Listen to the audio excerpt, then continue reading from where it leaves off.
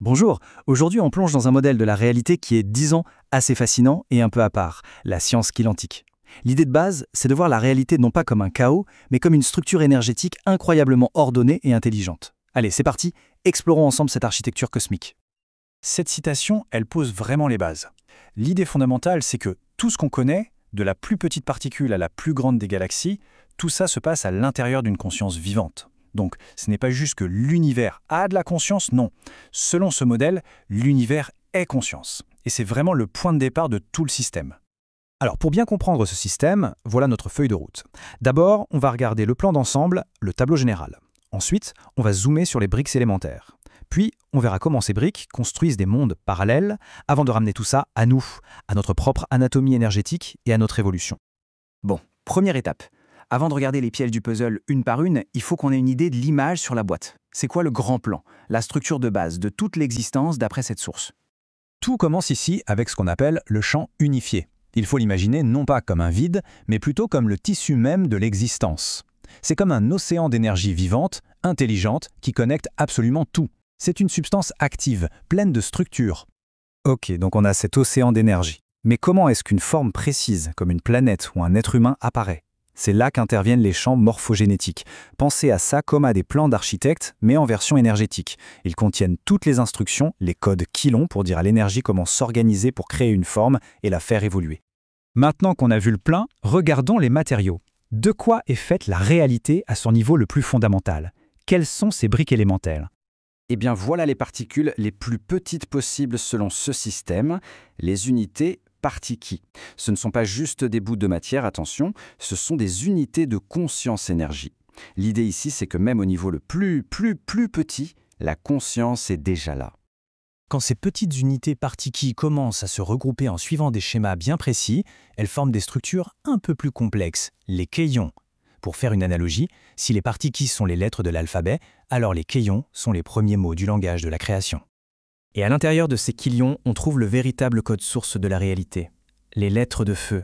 C'est un peu comme un alphabet multidimensionnel qui va dicter comment l'énergie doit s'organiser. De la même manière que notre ADN code notre biologie, eh bien les lettres de feu codent notre réalité énergétique.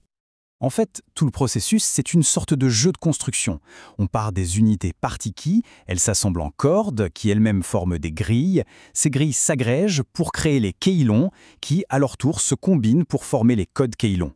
C'est un peu comme passer de la brique au mur, du mur à la maison, et de la maison au plan complet de la ville. Allez, on change d'échelle. On passe du micro au macro. Comment est-ce que toutes ces petites briques construisent l'immense structure du cosmos, avec ses différentes couches de réalité? Le cadre de base, c'est ce chiffre, 15. Toute notre expérience, du monde physique le plus dense jusqu'aux royaumes les plus subtils, tout ça se déroule dans une structure appelée matrice temporelle. Et cette matrice est composée de 15 dimensions. Mais attention, ces 15 dimensions ne sont pas juste alignées les unes après les autres. Non, elles sont organisées d'une façon très précise. Elles sont groupées en 5 paquets de 3. Et cette organisation, c'est vraiment la clé pour comprendre comment des réalités différentes peuvent coexister. Ces 5 groupes de 3 dimensions, ça donne ce qu'on appelle 5 univers harmoniques.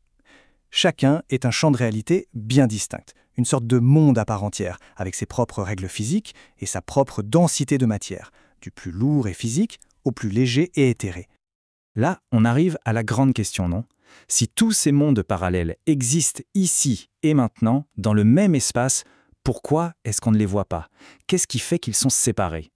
La réponse est une histoire de physique. Ça s'appelle la rotation angulaire du spin des particules, ou RASP.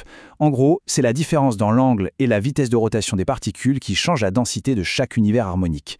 C'est un peu comme avoir plusieurs stations de radio qui émettent toutes dans la même pièce. Pour en entendre une, il faut se caler sur sa fréquence. C'est ce mécanisme qui permet à ces mondes parallèles de coexister sans se mélanger. Bien. Maintenant, on va ramener tout ça à une échelle plus humaine. Comment est-ce que cette immense structure cosmique se reflète en nous? Quelle est notre propre anatomie énergétique? De la même manière que l'univers a son plan, on a le nôtre. C'est notre champ aurique. Ce corps d'énergie, il existe avant notre corps physique. Et c'est lui qui le façonne. Et devinez quoi? Il est structuré en 15 couches, ce qui nous connecte directement à chacune des 15 dimensions du cosmos. Et comment est-ce que l'énergie de ces dimensions nous arrive? Eh bien, par les chakras. Dans ce modèle, les chakras sont vus comme des sortes de vortex, des portails qui aspirent l'énergie des 15 dimensions pour nourrir notre corps, notre conscience, bref, tout notre être. Et c'est là qu'on touche à notre nature profondément multidimensionnelle. Notre conscience, en fait, elle existe sur plusieurs niveaux en même temps. Ces niveaux sont appelés des stations d'identité. Au quotidien, notre attention est surtout focalisée ici, dans les dimensions 1, 2 et 3, notre identité incarnée. Mais d'autres parties de nous, notre âme, notre surâme, existent déjà en ce moment même dans des dimensions plus élevées. Et du coup, le chemin de l'évolution, c'est d'arriver à intégrer petit à petit ces aspects supérieurs de nous-mêmes. Alors, question logique, si ces parties plus élevées de nous existent déjà, qu'est-ce qui nous empêche de les ressentir, de les intégrer complètement? C'est là qu'on doit parler des blocages énergétiques, de ce qu'on appelle l'empreinte karmique. Les miasmes, c'est la version énergétique de ce que beaucoup appellent le karma. Ce sont des distorsions, des sortes de nœuds dans notre plan énergétique personnel. Et ces nœuds, ils bloquent le flux naturel de l'énergie et freinent notre capacité à fusionner avec nos moi supérieurs. Pour défaire ces nœuds, la source décrit 3 approches. La première, c'est la voie classique, vivre ses expériences, en tirer les leçons. La deuxième est plus créative, on utilise la visualisation pour réécrire activement le programme énergétique du passé. Et la troisième, la plus directe, c'est d'utiliser des techniques énergétiques précises pour aller réparer le code défectueux à la source en inversant la polarité de ces blocages. Et on termine avec cette question qui ouvre pas mal de perspectives. Si, comme le suggère ce modèle, la réalité est construite sur un plan énergétique programmable, fait de codes et de fréquences, alors quel est notre rôle là-dedans? Est-ce qu'on est juste des personnages qui suivent le programme ou est-ce qu'on a la capacité de devenir les programmeurs de notre propre expérience? C'est une pensée assez puissante pour conclure. Merci d'avoir partagé ce moment avec moi. Si ce voyage intérieur te touche et résonne en toi, tu as la possibilité de soutenir ce chemin en faisant un don via PayPal. Le lien est dans la description. Chaque don ouvre l'accès à un espace privé réservé aux membres, une véritable source d'inspiration, e-books, vidéos, séminaires et tous les enseignements qui ont nourri ces partages pour t'accompagner plus loin sur ta propre voie. L'accès premium sera activé sous 24 à 48 heures et envoyé directement à ton adresse mail liée à PayPal. Merci de contribuer à cette transmission et de nous aider à ouvrir de nouveaux horizons de conscience.